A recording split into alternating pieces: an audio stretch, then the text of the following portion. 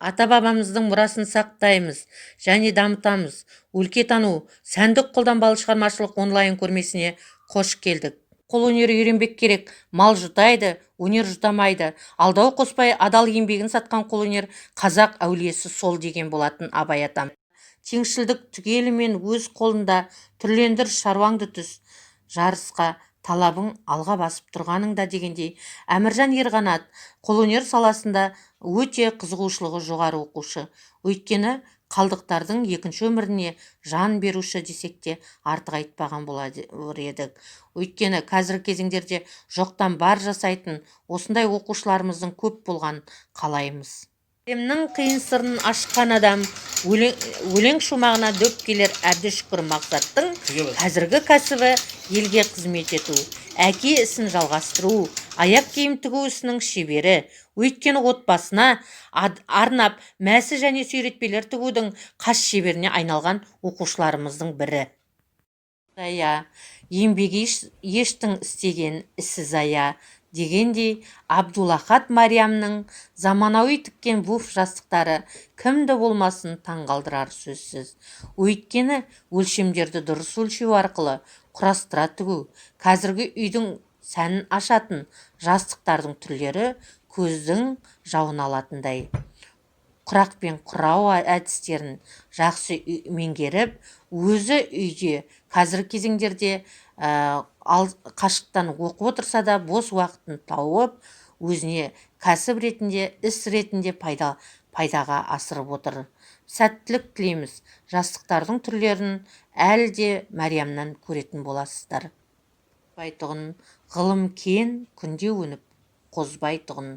Иелік екеуіне еткендердің жаны жоқ жер жүзінде озбайтұғын. Мәриямға сәттілік тілеймін.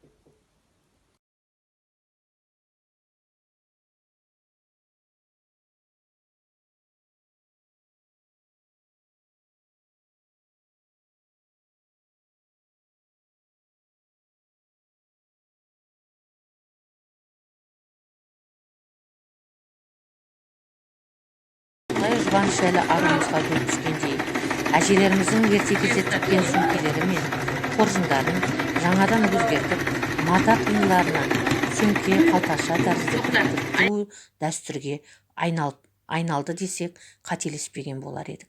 Үйренгенің өзіңе жақсы, істеген ісің, тіккенің маған жақсы дегендей. Бұл асылайымыздың жасаған жұмыстарының қорытындысы есебінде көрсетіп отырмыз.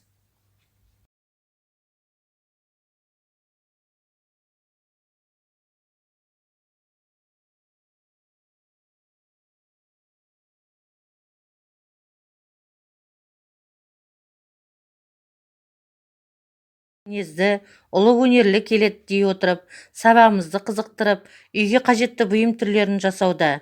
Сабақтың әр тарауы оқушы жетістігін көрсету, мақтау, марапаттау бағытында көрме ұйымдастырылып тұрады.